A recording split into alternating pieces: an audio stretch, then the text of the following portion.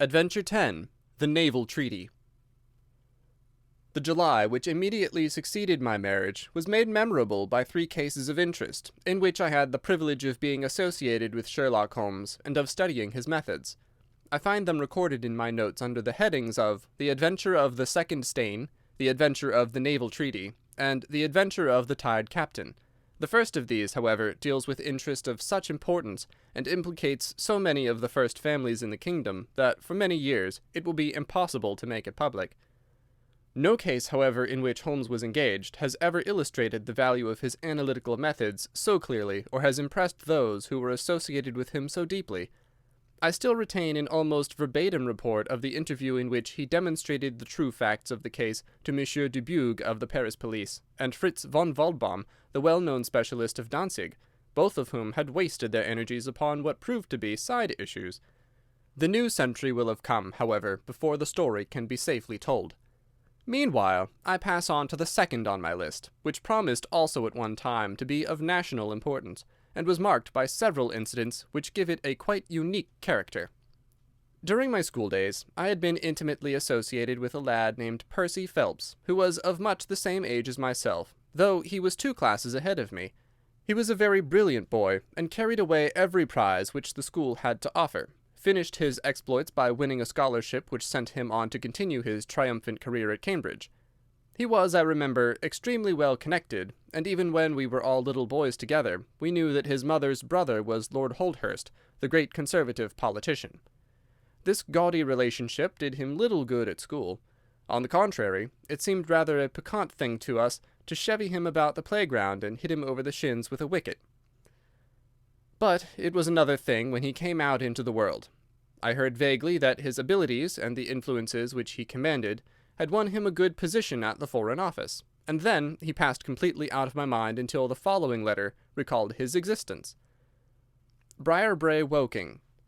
My dear Watson, I have no doubt that you can remember Tadpole Phelps, who was in the 5th form when you were in the 3rd.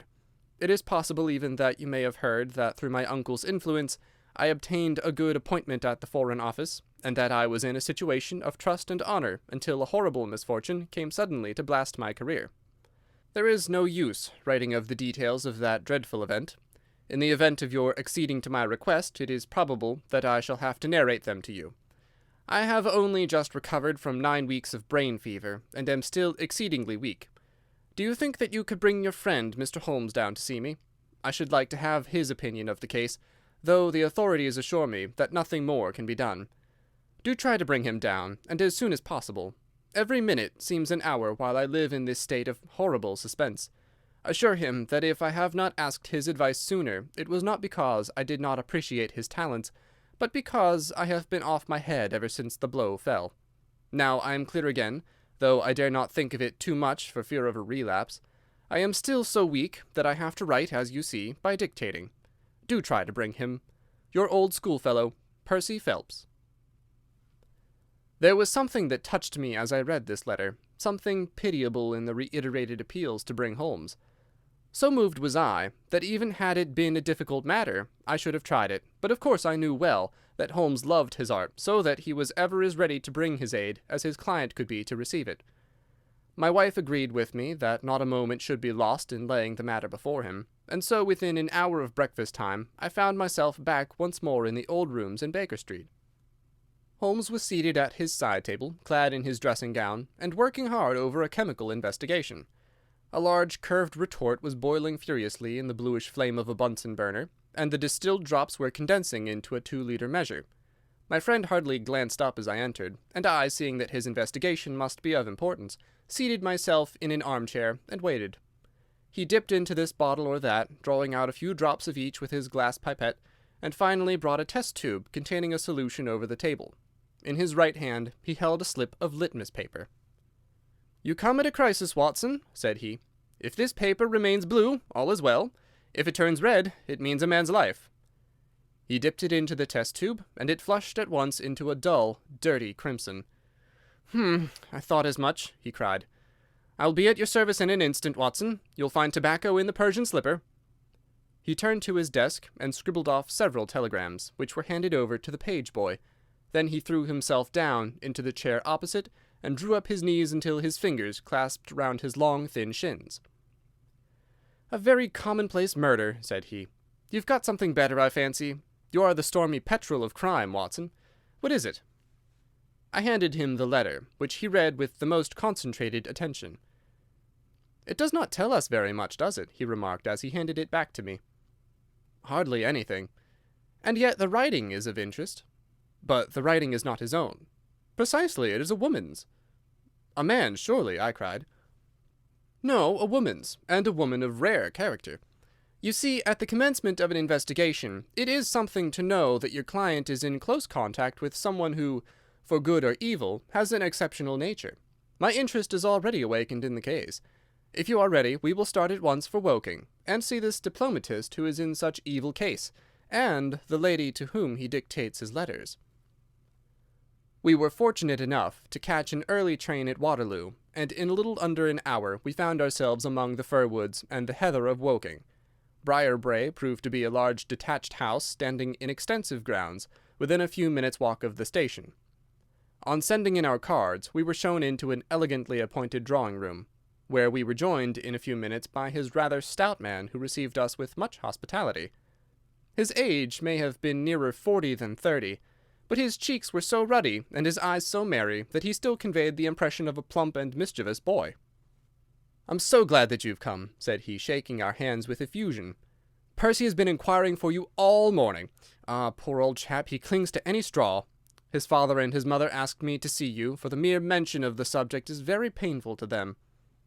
"We have no details yet," observed Holmes. "I perceive that you are not yourself a member of the family." Our acquaintance looked surprised, and then glancing down, he began to laugh. "Of course you saw the J.H. monogram on my locket," said he. "For a moment I thought you had done something clever. Joseph Harrison is my name, and as Percy is to marry my sister Annie, I shall at least be a relation by marriage. You'll find my sister in his room, for she has nursed him hand and foot this 2 months back. Perhaps we'd better go in at once, for I know how impatient he is." The chamber in which we were shown was on the same floor as the drawing-room. It was furnished partly as a sitting and partly as a bedroom, with flowers arranged daintily in every nook and corner. A young man, very pale and worn, was lying upon a sofa near the open window, through which came the rich scent of the garden and the balmy summer air. A woman was sitting beside him, who rose as we entered. "Shall I leave, Percy?" she asked. He clutched her hand to detain her. "How are you, Watson?" he said cordially. "I should never have known you under that moustache, and I dare say you would not be prepared to swear to me. This, I presume, is your celebrated friend, Mr. Sherlock Holmes." I introduced him in a few words, and we both sat down. The stout young man had left us, but his sister still remained with her hand in that of the invalid. She was a striking-looking woman, a little short and thick for symmetry, but with a beautiful olive complexion, large dark Italian eyes, and a wealth of deep black hair. Her rich tints made the white face of her companion the more worn and haggard by the contrast. "I won't waste your time," said he, raising himself upon the sofa. "I'll plunge into the matter without further preamble. I was a happy and successful man, Mr. Holmes, and on the eve of being married, when a sudden and dreadful misfortune wrecked all my prospects in life.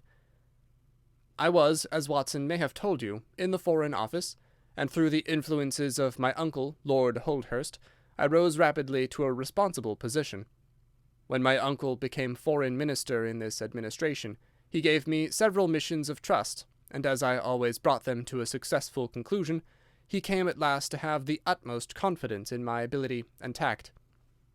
Nearly 10 weeks ago, to be more accurate, on the 23rd of May, he called me into his private room, and after complimenting me on the good work which I had done, he informed me that he had a new commission of trust for me to execute. "This," said he, taking a grey roll of paper from his bureau, "is the original of that secret treaty between England and Italy of which, I regret to say, some rumours have already got into the public press. It is of enormous importance that nothing further should leak out. The French or the Russian embassy would pay an immense sum to learn the contents of these papers. They should not leave my bureau, were it not that it is absolutely necessary to have them copied. You have a desk in your office?" "Yes, sir." "Then take the treaty and lock it up there. I shall give directions that you may remain behind when the others go, so that you may copy it at your leisure without fear of being overlooked. When you have finished, relock both the original and the draft in the desk, and hand them over to me personally tomorrow morning." I took the papers, and— "Excuse me an instant," said Holmes. "Were you alone during this conversation?" "Absolutely." "In a large room?" 30 feet each way." "In the centre?" "Yes, about it." "And speaking low?" "My uncle's voice is always remarkably low. I hardly spoke at all." "Thank you," said Holmes, shutting his eyes. "Pray go on." I did exactly what he indicated, and waited until the other clerks had departed. One of them in my room, Charles Garrot, had some arrears of work to make up, so I left him there and went out to dine. When I returned he was gone. I was anxious to hurry my work, for I knew that Joseph, the Mr. Harrison whom you saw just now, was in town, and that he would travel down to Woking by the 11 o'clock train, and I wanted, if possible, to catch it. When I came to examine the treaty, I saw at once that it was of such importance that my uncle had been guilty of no exaggeration in what he had said. Without going into details, I may say that it defined the position of Great Britain towards the Triple Alliance, and foreshadowed the policy which this country would pursue in the event of the French fleet gaining a complete ascendancy over that of Italy in the Mediterranean. The questions treated in it were purely naval. At the end were the signatures of the high dignitaries who had signed it. I glanced my eyes over it, and then settled down to my task of copying. It was a long document, written in the French language, and containing 26 separate articles. I copied as quickly as I could, but at 9 o'clock I had only done 9 articles, and it seemed hopeless for me to attempt to catch my train. I was feeling drowsy and stupid, partly from my dinner, and also from the effects of a long day's work. A cup of coffee would clear my brain. A commissionaire remains all night in a little lodge at the foot of the stairs, and is in the habit of making coffee at his spirit lamp for any of the officials who may be working overtime. I rang the bell, therefore, to summon him. To my surprise, it was a woman who answered the summons, a large, coarse-faced, elderly woman in an apron. She explained that she was the commissionnaire's wife, who did the charring, and I gave her the order for the coffee. I wrote 2 more articles, and then, feeling more drowsy than ever, I rose and walked up and down the room to stretch my legs. My coffee had not yet come, and I wondered what the cause of the delay could be. Opening the door, I started down the corridor to find out. There was a straight passage, dimly lighted, which led from the room in which I had been working, and was the only exit from it. It ended in a curving staircase, with the commissionnaire's lodge in the passage at the bottom. Halfway down this staircase is a small landing, with another passage running into it at right angles. This second one leads by means of a second small stair to a side door, used by servants, and also as a short-cut by clerks when coming from Charles Street. Here is a rough chart of the place. "Thank you. I think that I quite follow you," said Sherlock Holmes. "It is of the utmost importance that you should notice this point." I went down the stairs and into the hall, where I found the commissionaire fast asleep in his box, with the kettle boiling furiously upon the spirit lamp. I took off the kettle and blew out the lamp, for the water was spurting over the floor. Then I put out my hand and was about to shake the man, who was still sleeping soundly, when a bell over his head rang loudly, and he woke with a start. "Mr. Phelps, sir," said he, looking at me in bewilderment. "I came down to see if my coffee was ready." "I was boiling the kettle when I fell asleep, sir." He looked at me, and then up at the still quivering bell, with an ever-growing astonishment upon his face. "If you was here, sir, then who rang the bell?" he asked. "The bell?" I cried. "What bell is it?" "It's the bell of the room you were working in." A cold hand seemed to close round my heart. Someone, then, was in that room where my precious treaty lay upon the table. I ran frantically up the stair and along the passage. There was no one in the corridors, Mr. Holmes. There was no one in the room. All was exactly as I left it, save only that the papers which had been committed to my care had been taken from the desk on which they lay. The copy was there, and the original was gone. Holmes sat up in his chair and rubbed his hands. I could see that the problem was entirely to his heart. "Pray, what did you do then?" he murmured. I recognized in an instant that the thief must have come up the stairs from the side door. Of course, I must have met him if he had come the other way. You were satisfied that he could not have been concealed in the room all the time, or in the corridor which you have just described as dimly lighted? It is absolutely impossible. A rat could not conceal himself either in the room or the corridor. There is no cover at all. Thank you. Pray proceed. The commissionaire, seeing by my pale face that something was to be feared, had followed me upstairs. Now we both rushed along the corridor and down the steep steps which led to Charles Street. The door at the bottom was closed, but unlocked. We flung it open and rushed out. I can distinctly remember that as we did so, there came 3 chimes from a neighbouring clock. It was 10:15. "That is of enormous importance," said Holmes, making a note upon his shirt-cuff. The night was very dark, and a thin, warm rain was falling. There was no one in Charles Street, but a great traffic was going on as usual in Whitehall, at the extremity. We rushed along the pavement, bareheaded as we were, and at the far corner we found a policeman standing. "A robbery has been committed," I gasped. "A document of immense value has been stolen from the Foreign Office. Has any one passed this way?"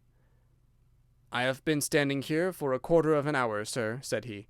"Only one person has passed me during that time, a woman, tall and elderly, with a Paisley shawl." "Ah, that is only my wife," cried the commissionaire. "Has no one else passed?" "No one." "Then it must be the other way that the thief took," cried the fellow, tugging at my sleeve. But I was not satisfied, and the attempts which he made to draw me away increased my suspicions. "Which way did the woman go?" I cried. "I don't know, sir. I noticed her pass, but I had no special reason for watching her. She seemed to be in a hurry." "How long ago was it?" "Oh, not very many minutes." "Within the last 5?" "Well, it could not be more than 5." "You're only wasting your time, sir, and every minute now is of importance," cried the commissionaire. "Take my word for it that my old woman has nothing to do with it, and come down to the other end of the street. Well, if you won't, I will." And with that he rushed off in the other direction. But I was after him in an instant, and caught him by the sleeve. "Where do you live?" said I. 16 Ivy Lane, Brixton," he answered. "But don't let yourself be drawn away upon a false scent, Mr. Phelps. Come to the other end of the street, and let us see if we can hear of anything."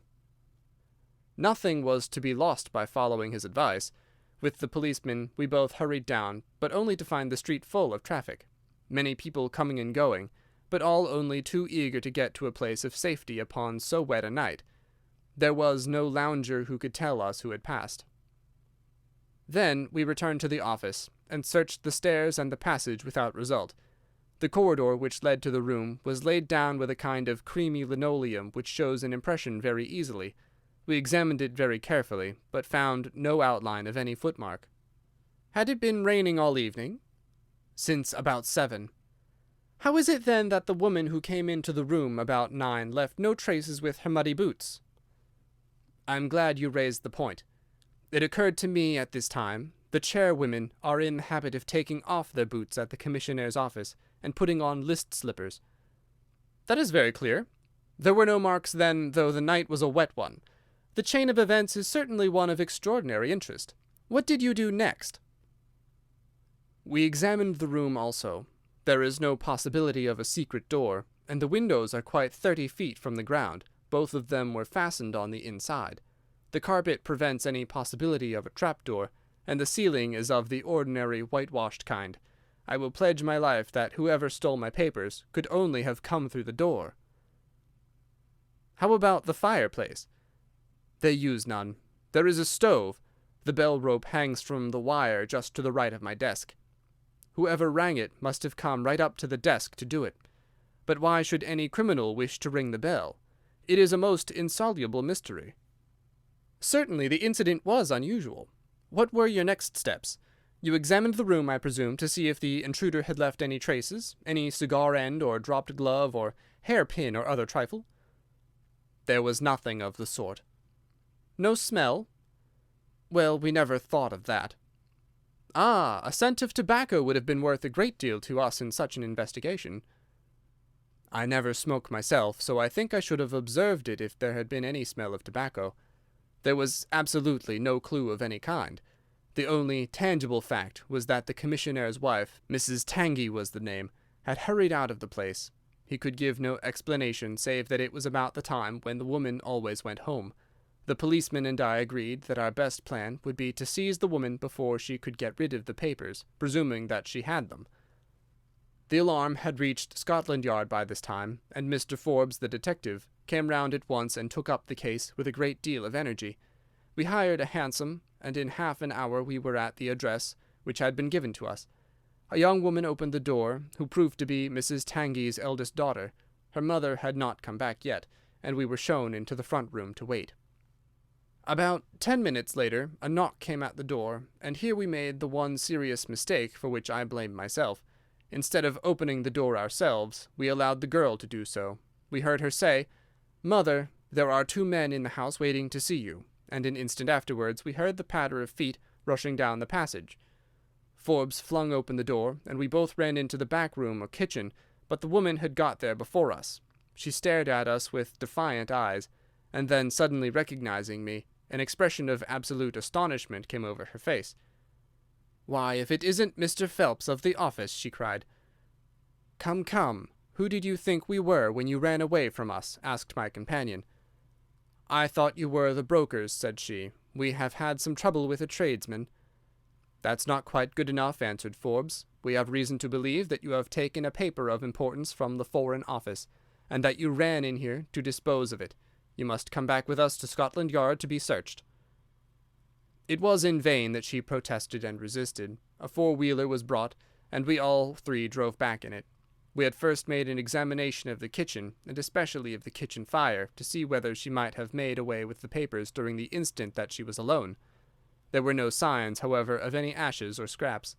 When we reached Scotland Yard, she was handed over at once to the female searcher. I waited in an agony of suspense until she came back with her report. There were no signs of the papers. Then, for the first time, the horror of my situation came in its full force. Hitherto I had been acting, and action had numbed thought. I had been so confident of regaining the treaty at once that I had not dared to think of what would be the consequence if I failed to do so. But now there was nothing more to be done, and I had leisure to realize my position. It was horrible. Watson there would tell you that I was a nervous, sensitive boy at school. It is my nature. I thought of my uncle and of his colleagues in the cabinet, of the shame which I had brought upon him, upon myself, upon everyone connected with me. What though I was the victim of an extraordinary accident? No allowance is made for accidents where diplomatic interests are at stake. I was ruined, shamefully, hopelessly ruined. I don't know what I did. I fancy I must have made a scene. I have a dim recollection of a group of officials who crowded round me, endeavouring to soothe me. One of them drove down with me to Waterloo, and saw me into the Woking train.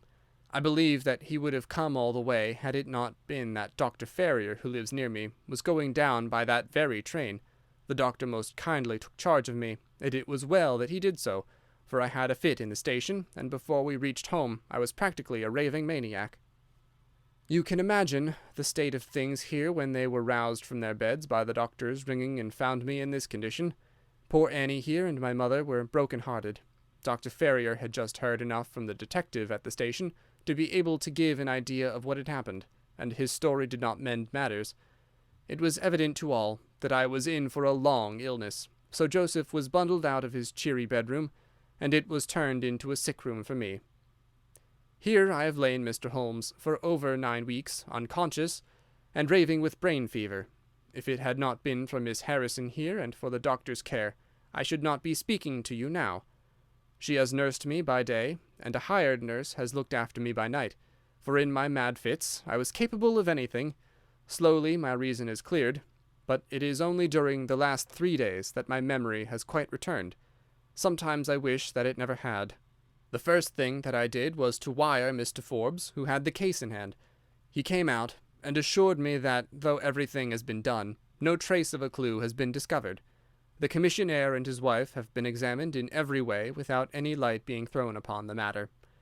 The suspicions of the police then rested upon young Gorot, who, as you may remember, stayed overtime in the office that night. His remaining behind and his French name were really the only 2 points which could suggest suspicion. But, as a matter of fact, I did not begin work until he had gone, and his people are of Huguenot extraction, but as English in sympathy and tradition as you and I are. Nothing was found to implicate him in any way, and there the matter dropped. I turn to you, Mr. Holmes, as absolutely my last hope. If you fail me, then my honor as well as my position are forever forfeited." The invalid sank back down upon his cushions, tired out by this long recital, while his nurse poured him out a glass of some stimulating medicine. Holmes sat silently, with his head thrown back and his eyes closed, in an attitude which might seem listless to a stranger, but which, I knew, betokened the most intense self-absorption.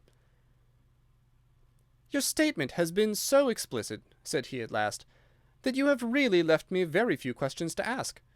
There's one of the very utmost importance, however. Did you tell anyone that you had this special task to perform?" "No one." "Not Miss Harrison here, for example?" "No. I had not been back to Woking between getting the order and executing the commission." "And none of your people had by chance been to see you?" "None." "Did any of them know their way about in the office?" "Oh, yes, all of them had been shown over it." "Still, of course, if you said nothing to anyone about the treaty, these inquiries are irrelevant." "I said nothing." "Do you know anything of the commissionaire?" "Nothing, except that he is an old soldier." "What regiment?" "Oh, I've heard Coldstream Guards." "Thank you. I have no doubt I can get details from Forbes. The authorities are excellent at amassing facts, though they do not always use them to advantage. What a lovely thing a rose is!" He walked past the couch to the open window, and held up the drooping stalk of a moss rose, looking down at the dainty blend of crimson and green. It was a new phase of his character to me, for I had never before seen him show any keen interest in natural objects. "There is nothing in which deduction is so necessary as in religion," said he, leaning with his back against the shutters. "It can be built up as an exact science by the reasoner. Our highest assurance of the goodness of Providence seems to me to rest in the flowers. All other things, our powers, our desires, our food, are all really necessary for our existence in the first instance. But this rose is an extra. Its smell and its colour are an embellishment of life, not a condition of it. It is only goodness which gives extras, and so I say again that we have much to hope from the flowers." Percy Phelps and his nurse looked at Holmes during this demonstration with surprise and a good deal of disappointment written upon their faces. He had fallen into a reverie, with the moss rose between his fingers. It had lasted some minutes before the young lady broke in upon it. "Do you see any prospect of solving this mystery, Mr. Holmes?" she asked, with a touch of asperity in her voice. "Oh, the mystery," he answered, coming back with a start to the realities of life. "Well, it would be absurd to deny that the case is a very abstruse and complicated one, but I can promise you that I will look into the matter and let you know any points which may strike me." "Do you see any clue?" "You have furnished me with 7, but, of course, I must test them before I can pronounce upon their value." "You suspect someone?" "I suspect myself." "What?" "Of coming to conclusions too rapidly." "Then go to London and test your conclusions." "Your advice is very excellent, Miss Harrison," said Holmes, rising. "I think, Watson, we cannot do better. Do not allow yourself to indulge in false hopes, Mr. Phelps. The affair is a very tangled one." "I shall be in a fever until I see you again," cried the diplomatist. "Well, I'll come out by the same train tomorrow, though it's more than likely that my report will be a negative one." "God bless you for promising to come," cried our client. "It gives me a fresh life to know that something is being done.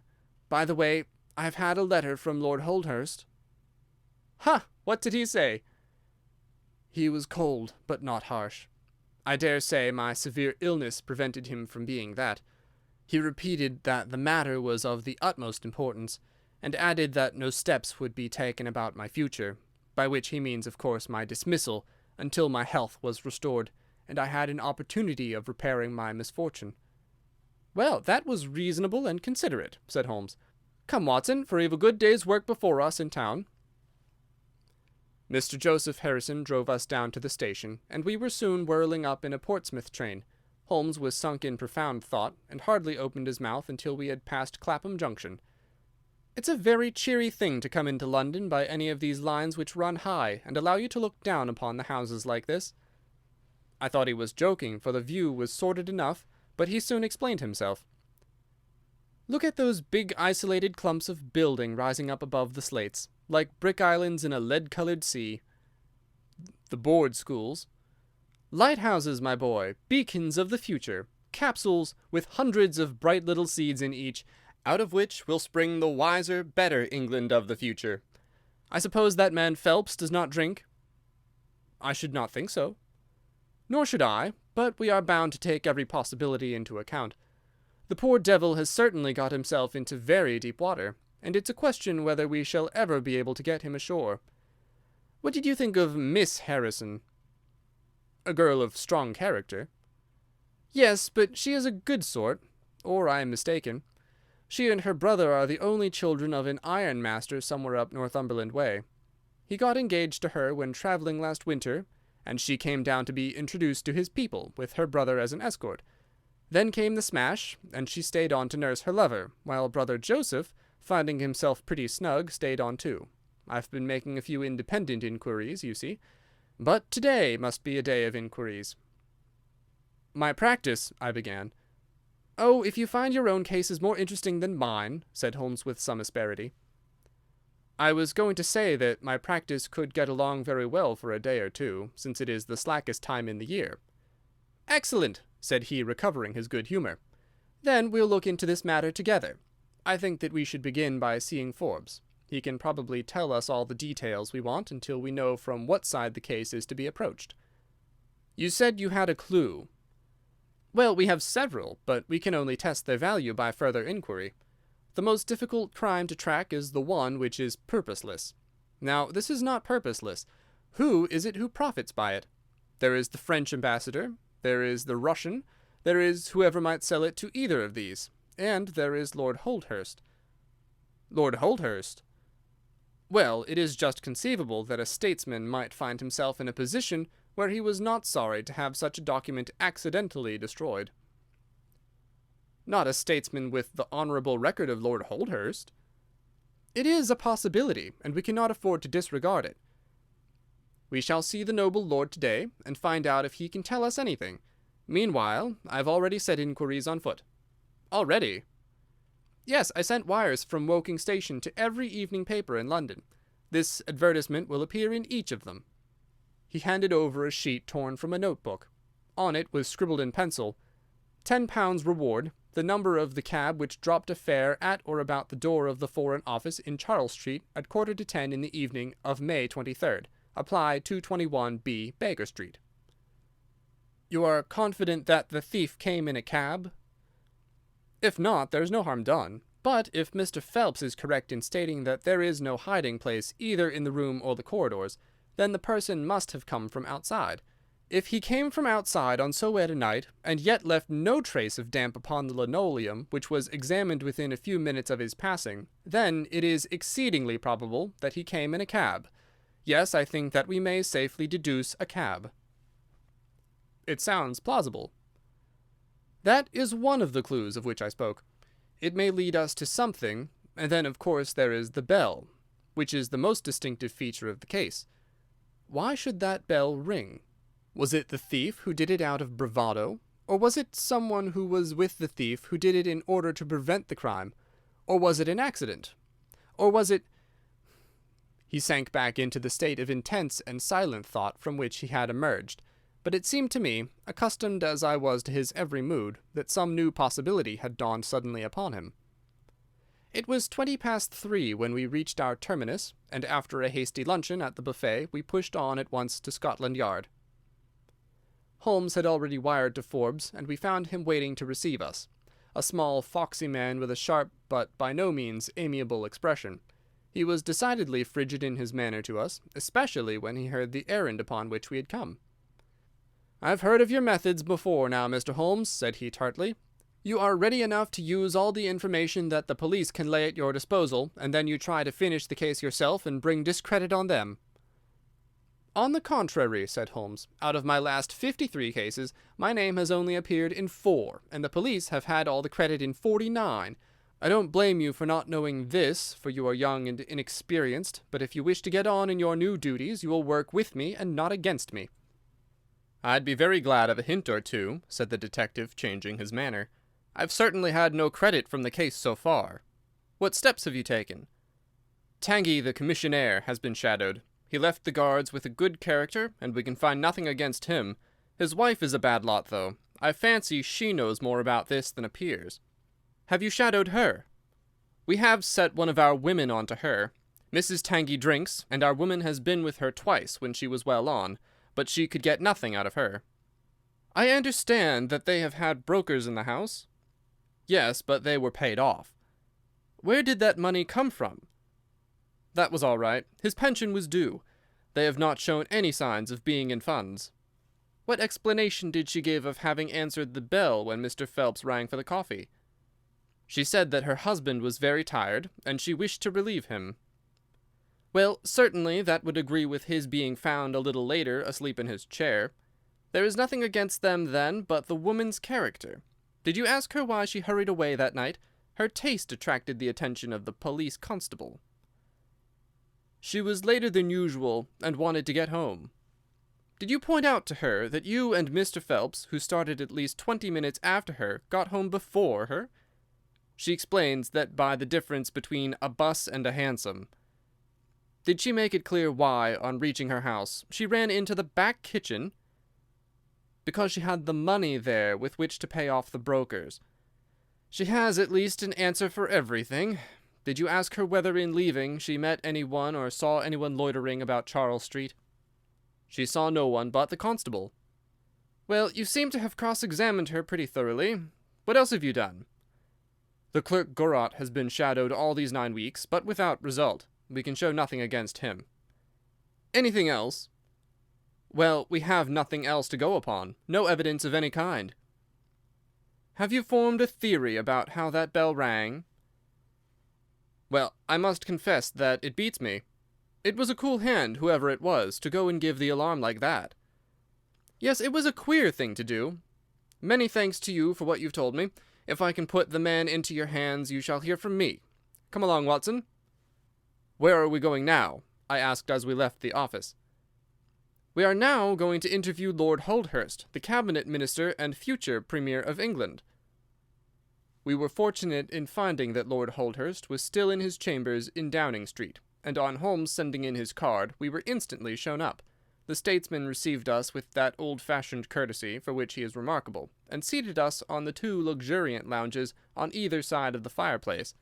Standing on the rug between us, with his slight tall figure, his sharp features, thoughtful face, and curling hair prematurely tinged with grey, he seemed to represent that not too common type, a nobleman who is in truth noble. "Your name is very familiar to me, Mr. Holmes," said he, smiling, "and of course I cannot pretend to be ignorant of the object of your visit. There has only been one occurrence in these offices which could call for your attention. In whose interest are you acting, may I ask?" "In that of Mr. Percy Phelps," answered Holmes. "Ah, my unfortunate nephew. You can understand that our kinship makes it the more impossible for me to screen him in any way. I fear that the incident must have a very prejudicial effect upon his career." "But if the document is found?"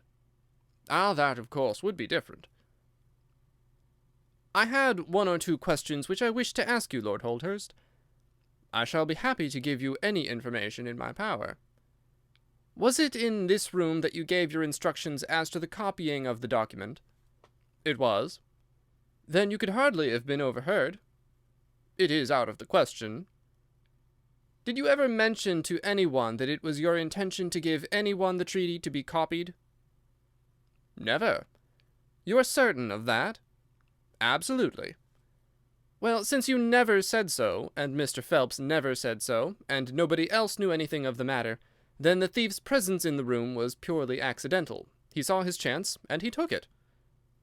The statesman smiled. "You take me out of my province there," said he. Holmes considered for a moment. "There is another very important point which I wish to discuss with you," said he. You feared, as I understand, that very grave results might follow from the details of this treaty being known." A shadow passed over the expressive face of the statesman. "Very grave results indeed." "And have they occurred?" "Not yet." "If the treaty had reached, let us say, the French or Russian Foreign Office, you would expect to hear of it?" "I should," said Lord Holdhurst, with a wry face. "Since nearly 10 weeks have elapsed, then, and nothing has been heard, it is not unfair to suppose that for some reason the treaty has not reached them."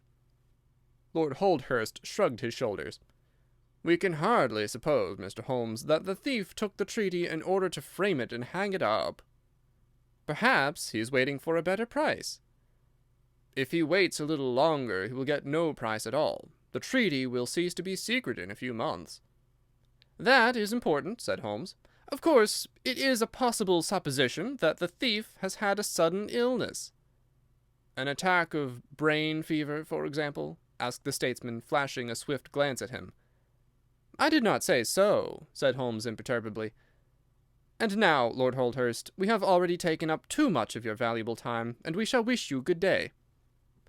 "Every success to your investigation, be the criminal who it may," answered the nobleman, and he bowed us out of the door. "He's a fine fellow," said Holmes as we came out into Whitehall.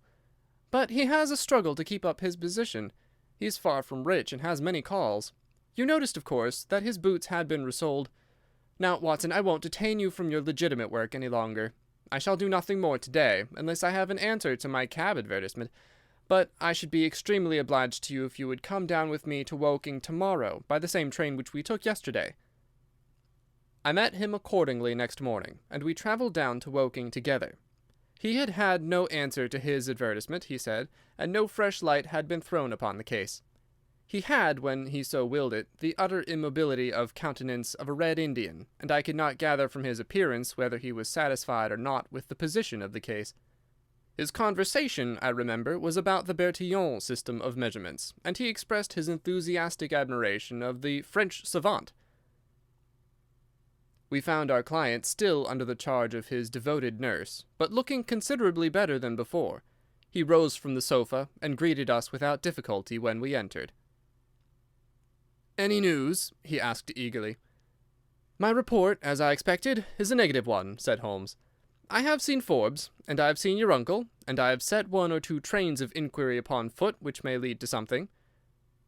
"You have not lost heart, then?" "By no means." "God bless you for saying that," cried Miss Harrison. "If we keep our courage and our patience, the truth must come out." "We have more to tell you than you have for us," said Phelps, reseating himself upon the couch. "I hoped you might have something." "Yes, we've had an adventure during the night, and one which might have proved to be a serious one." His expression grew very grave as he spoke, and a look of something akin to fear sprang up in his eyes. "Do you know," said he, "that I begin to believe that I am the unconscious centre of some monstrous conspiracy, and that my life is aimed at as well as my honour." "Ah!" cried Holmes. "It sounds incredible, for I have not, as far as I know, an enemy in the world. Yet from last night's experience I can come to no other conclusion." "Pray let me hear it." "You must know that last night was the very first night that I have ever slept without a nurse in the room. I was so much better than I thought I could dispense with one. I had a night light burning, however. Well, about 2 in the morning, I had sunk into a light sleep when I was suddenly aroused by a slight noise.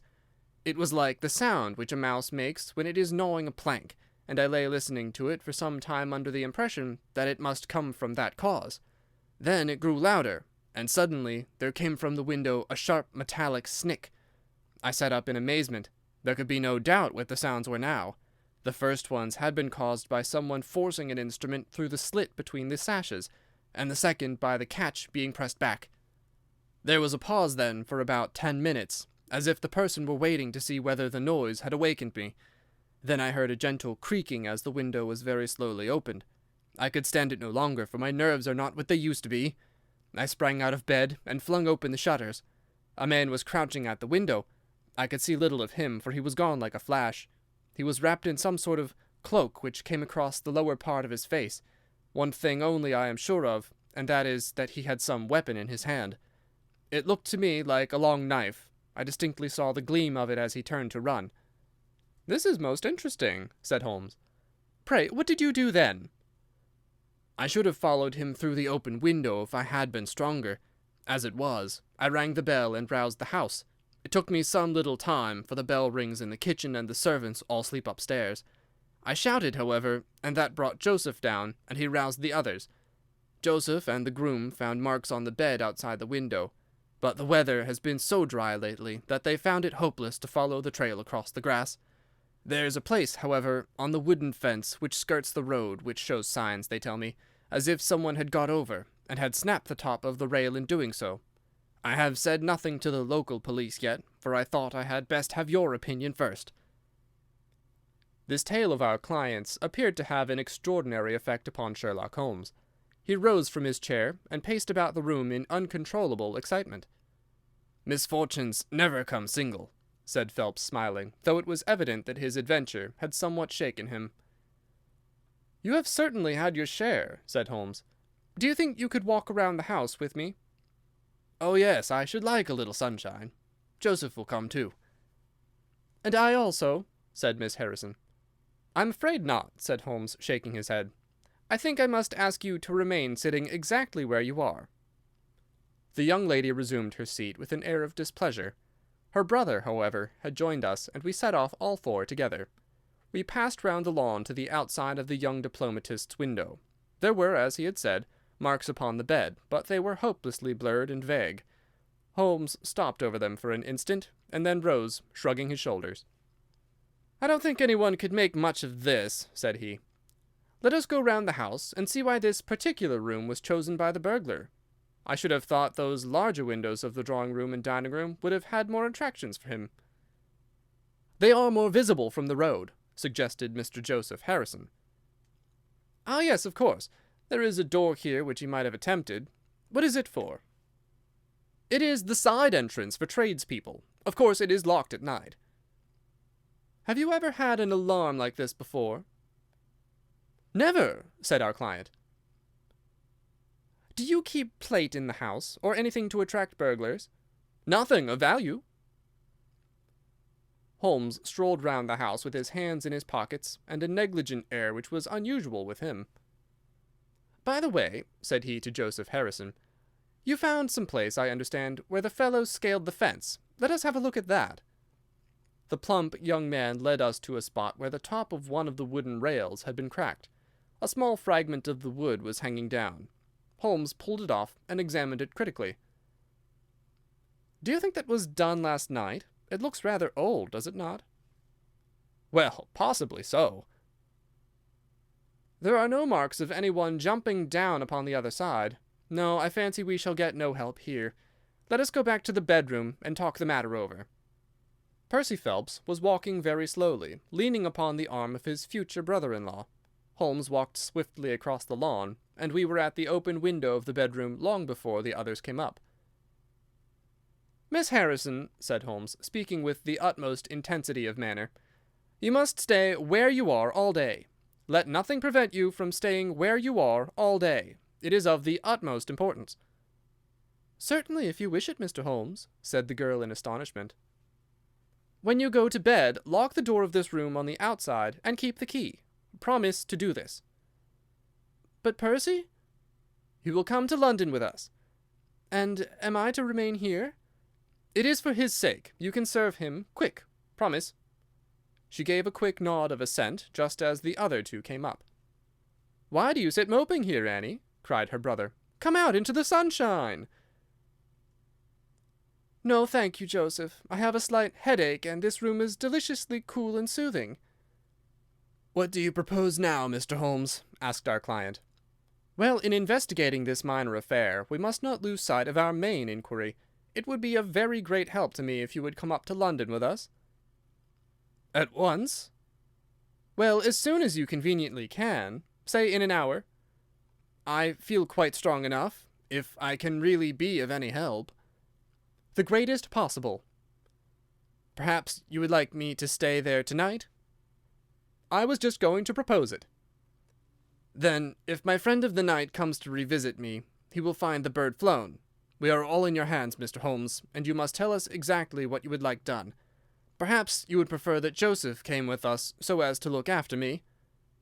"Oh, no, my friend Watson is a medical man, you know, and he'll look after you. We'll have our lunch here, if you will permit us, and then we shall all three set off for town together."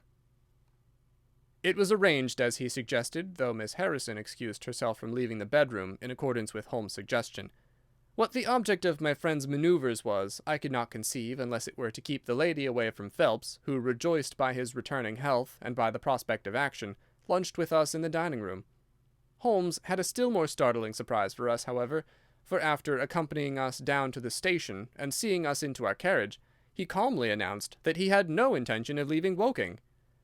"There are one or two small points which I should desire to clear up before I go," said he. "Your absence, Mr. Phelps, will in some ways rather assist me. Watson, when you reach London, you would oblige me by driving at once to Baker Street with our friend here, and remaining with him until I see you again. It is fortunate that you are old schoolfellows, as you must have much to talk over. Mr. Phelps can have the spare bedroom tonight, and I will be with you in time for breakfast, for there is a train which will take me into Waterloo at 8. "But how about our investigation in London?" asked Phelps ruefully. "We can do that tomorrow. I think that just at present I can be of more immediate use here." "You might tell them at Briarbrae that I hope to be back tomorrow night," cried Phelps as we began to move from the platform. "I hardly expect to go back to Briarbrae," answered Holmes, and waved his hand to us cheerily as we shot out from the station. Phelps and I talked it over on our journey, but neither of us could devise a satisfactory reason for this new development. "I suppose he wants to find out some clue as to the burglary last night, if a burglar it was. For myself, I don't believe it was an ordinary thief." "What is your own idea, then?" "Upon my word, you may put it down to my weak nerves or not, but I believe there is some deep political intrigue going on around me, and that, for some reason that passes my understanding, my life is aimed at by the conspirators. It sounds high-flown and absurd, but consider the facts. Why should a thief try to break in at a bedroom window where there could be no hope of any plunder? And why should he come with a long knife in his hand?" "You're sure it was not a housebreaker's jimmy?" "Oh, no, it was a knife. I saw the flash of the blade quite distinctly." "But why on earth should you be pursued with such animosity?" "Ah, that is the question. Well, if Holmes takes the same view, that would account for his action, would it not? Presuming that your theory is correct, if he can lay his hands upon the man who threatened you last night, he will have gone a long way towards finding who took the naval treaty. It is absurd to suppose that you have two enemies, one of whom robs you, while the other threatens your life." "But Holmes said that he was not going to Briarbrae." "I've known him for some time," said I, "but I never knew him to do anything yet without a very good reason." And with that, our conversation drifted off on to other topics. But it was a weary day for me. Phelps was still weak after his long illness, and his misfortune made him querulous and nervous. In vain I endeavoured to interest him in Afghanistan, in India, in social questions, in anything which might take his mind out of the groove. He would always come back to his lost treaty, wondering, guessing, speculating as to what Holmes was doing, what steps Lord Holdhurst was taking, what news we should have in the morning. As the evening wore on, his excitement became quite painful. "You have implicit faith in Holmes?" he asked. "I have seen him do some remarkable things." "But he never brought light into anything quite so dark as this." "Oh, yes. I have known him to solve questions which presented fewer clues than yours." "But not where such large interests are at stake?" "I don't know that. To my certain knowledge, he's acted on behalf of 3 of the reigning houses of Europe in very vital matters." "But you know him well, Watson. He's such an inscrutable fellow that I never quite know what to make of him. Do you think he is hopeful? Do you think he expects to make a success of it?" "He said nothing." "That is a bad sign." "On the contrary, I've noticed that when he is off the trail, he generally says so. It is when he is on a scent, and is not quite absolutely sure yet that it is the right one, that he is most taciturn. Now, my dear fellow, we can't help matters by making ourselves nervous about them, so let me implore you to go to bed, and so be fresh for whatever may await us tomorrow." I was able at last to persuade my companion to take my advice, though I knew from his excited manner that there was not much hope of sleep for him. Indeed, his mood was infectious, for I lay tossing half the night myself, brooding over this strange problem, and inventing 100 theories, each of which was more impossible than the last. Why had Holmes remained at Woking? Why had he asked Miss Harrison to remain in the sick-room all day? Why had he been so careful not to inform the people at Briarbrae that he intended to remain near them? I cudgelled my brains until I fell asleep in the endeavour to find some explanation which would cover all these facts. It was 7 o'clock when I awoke, and I set off at once for Phelps's room, to find him haggard and spent after a sleepless night. His first question was whether Holmes had arrived yet. "He'll be here when he promised," said I, "and not an instant sooner or later." And my words were true, for shortly after 8 a hansom dashed up to the door, and our friend got out of it. Standing in the window, we saw that his left hand was swathed in a bandage, and that his face was very grim and pale. He entered the house, but it was some little time before he came upstairs. "He looks like a beaten man," cried Phelps. I was forced to confess that he was right. "After all," said I, "the clue of the matter lies probably here in town." Phelps gave a groan. "I don't know how it is," said he, "but I had hoped for so much from his return. But surely his hand was not tied up like that yesterday. What can be the matter?" "You're not wounded, Holmes?" I asked as my friend entered the room. "Tut, it is only a scratch through my own clumsiness," he answered, nodding his good mornings to us. "This case of yours, Mr. Phelps, is certainly one of the darkest which I've ever investigated." "I feared that you would find it beyond you." "It has been a most remarkable experience." "That bandage tells of adventures," said I. "Won't you tell us what has happened?" "After breakfast, my dear Watson. Remember that I have breathed 30 miles of Surrey air this morning. I suppose that there has been no answer from my cabman advertisement. Well, well, we cannot expect to score every time." The table was all laid, and just as I was about to ring, Mrs. Hudson entered with the tea and coffee. A few minutes later, she brought in 3 covers, and we all drew up to the table. Holmes ravenous, I curious, and Phelps in the gloomiest state of depression.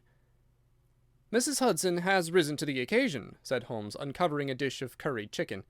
"Her cuisine is a little limited, but she has as good an idea of breakfast as a Scotchwoman. What have you here, Watson?" "Ham and eggs," I answered. "Good. What are you going to take, Mr. Phelps? Curried fowl or eggs? Or will you help yourself?" "Thank you, I can eat nothing," said Phelps. "Oh, come, try the dish before you." "Thank you, I would really rather not." "Well, then," said Holmes with a mischievous twinkle, "I suppose that you have no objection to helping me." Phelps raised the cover, and as he did so he uttered a scream, and sat there staring with a face as white as the plate upon which he looked. Across the centre of it was lying a little cylinder of blue-grey paper. He caught it up, devoured it with his eyes, and then danced madly about the room, pressing it to his bosom, and shrieking out in his delight. Then he fell back into an armchair, so limp and exhausted from his own emotions that we had to pour brandy down his throat to keep him from fainting. "There, there," said Holmes, soothing, patting him upon the shoulder. "It was too bad to spring it on you like this, but Watson here will tell you that I never can resist a touch of the dramatic." Phelps seized his hand and kissed it. "God bless you," he cried. "You have saved my honour." "Well, my own was at stake, you know," said Holmes. "I assure you, it is just as hateful to me to fail in a case as it can be to you to blunder over a commission." Phelps thrust away the precious document into the innermost pocket of his coat. "I have not the heart to interrupt your breakfast any further, and yet I am dying to know how you got it and where it was." Sherlock Holmes swallowed a cup of coffee and turned his attention to the ham and eggs. Then he rose, lit his pipe, and settled himself down into his chair. "I'll tell you what I did first, and how I came to do it afterwards," said he. "After leaving you at the station, I went for a charming walk through some admirable Surrey scenery to a pretty little village called Ripley, where I had my tea at an inn, and took the precaution of filling my flask and of putting a paper of sandwiches in my pocket. There I remained until evening, when I set off for Woking again, and found myself in the high road outside Briarbrae just after sunset. Well, I waited until the road was clear. It is never a very frequented one at any time, I fancy, and then I clambered over the fence into the grounds." "Surely the gate was open?" ejaculated Phelps. "Yes, but I have a peculiar taste in these matters. I chose the place where the 3 fir trees stand, and behind their screen I got over without the least chance of any one in the house being able to see me. I crouched down among the bushes on the other side, and crawled from one to the other, witness the disreputable state of my trouser knees, until I had reached the clump of rhododendrons just opposite to your bedroom window. There I squatted down and awaited developments. The blind was not down in your room, and I could see Miss Harrison sitting there reading by the table. It was 10:15 when she closed her book, fastened the shutters, and retired. I heard her shut the door, and felt quite sure that she had turned the key in the lock. "The key!" ejaculated Phelps. "Yes, I had given Miss Harrison instructions to lock the door on the outside, and take the key with her when she went to bed. She carried out every one of my injunctions to the letter, and certainly, without her cooperation, you would not have that paper in your coat pocket. She departed then, and the lights went out, and I was left squatting in the rhododendron bush. The night was fine, but still it was a very weary vigil. Of course it has the sort of excitement about it that the sportsman feels when he lies beside the water-course and waits for the big game. It was very long, though, almost as long, Watson, as when you and I waited in that deadly room when we looked into the little problem of the speckled band. There was a church clock down at Woking which struck the quarters, and I thought more than once that it had stopped. At last, however, about 2 in the morning, I suddenly heard the gentle sound of a bolt being pushed back and the creaking of a key. A moment later, the servants' door was opened, and Mr. Joseph Harrison stepped out into the moonlight." "Joseph!" ejaculated Phelps. "He was bareheaded, but he had a black coat thrown over his shoulder so that he could conceal his face in an instant if there were any alarm. He walked on tiptoe under the shadow of the wall, and when he reached the window, he worked a long bladed knife through the sash and pushed back the catch. Then he flung open the window, and putting his knife through the crack in the shutters, he thrust the bar up and swung them open. From where I lay, I had a perfect view of the inside of the room, and of every one of his movements. He lit the 2 candles which stood upon the mantelpiece, and then he proceeded to turn back the corner of the carpet in the neighbourhood of the door. Presently he stopped and picked out a square piece of board, such as is usually left to enable plumbers to get at the joints of the gas-pipes. This one covered, as a matter of fact, the T-joint which gives off the pipe which supplies the kitchen underneath. Out of this hiding-place he drew that little cylinder of paper, pushed down the board, rearranged the carpet, blew out the candles, and walked straight into my arms as I stood waiting for him outside the window.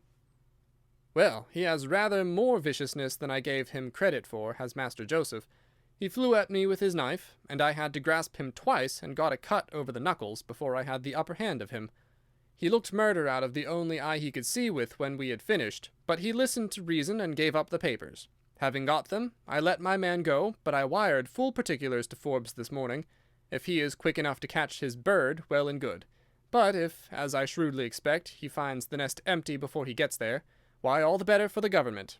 I fancy that Lord Holdhurst for one, and Mr. Percy Phelps for another, would very much rather that affair never got as far as a police court." "My God!" gasped our client. "Do you tell me that during these long 10 weeks of agony the stolen papers were within the very room with me all the time?" "So it was." "And Joseph, a villain and a thief!" I am afraid Joseph's character is a rather deeper and more dangerous one than one might judge from his appearance. From what I have heard from him this morning, I gather that he has lost heavily in dabbling with stocks, and that he is ready to do anything on earth to better his fortunes.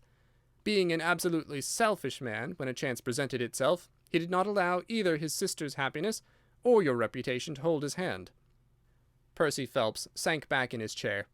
"My head whirls," said he. "Your words have dazed me." "The principal difficulty in your case," remarked Holmes in his didactic fashion, "lay in the fact of there being too much evidence. What was vital was overlaid and hidden by what was irrelevant. Of all the facts which were presented to us, we had to pick just those which we deemed to be essential, and then piece them together in their order, so as to reconstruct this very remarkable chain of events. I had already begun to suspect Joseph from the fact that you had intended to travel home with him that night, and that, therefore, it was a likely enough thing that he should call for you, knowing the Foreign Office well upon his way. When I heard that someone had been so anxious to get into the bedroom, in which no one but Joseph could have concealed anything, you told us in your narrative how you had turned Joseph out when you arrived with the doctor. My suspicions all changed to certainties, especially as the attempt was made on the first night upon which the nurse was absent, showing that the intruder was well acquainted with the ways of the house." "How blind I've been!" The facts of the case, as far as I have worked them out, are these. This Joseph Harrison entered the office through the Charles Street door, and, knowing his way, he walked straight into your room the instant after you left it. Finding no one there, he promptly rang the bell, and at the instant that he did so, his eyes caught the paper upon the table. A glance showed him that chance had put in his way a state document of immense value, and in an instant he had thrust it into his pocket and was gone. A few minutes elapsed, as you remember, before the sleepy commissionaire drew your attention to the bell, and those were just enough to give the thief time to make his escape. He had made his way to Woking by the first train, and having examined his booty and assured himself that it really was of immense value, he had concealed it in what he thought was a very safe place, with the intention of taking it out again in a day or two, and carrying it to the French embassy, or wherever he thought that a long price was to be had. Then came your sudden return. He, without a moment's warning, was bundled out of his room, and from that time onward there were always at least two of you there to prevent him from regaining his treasure.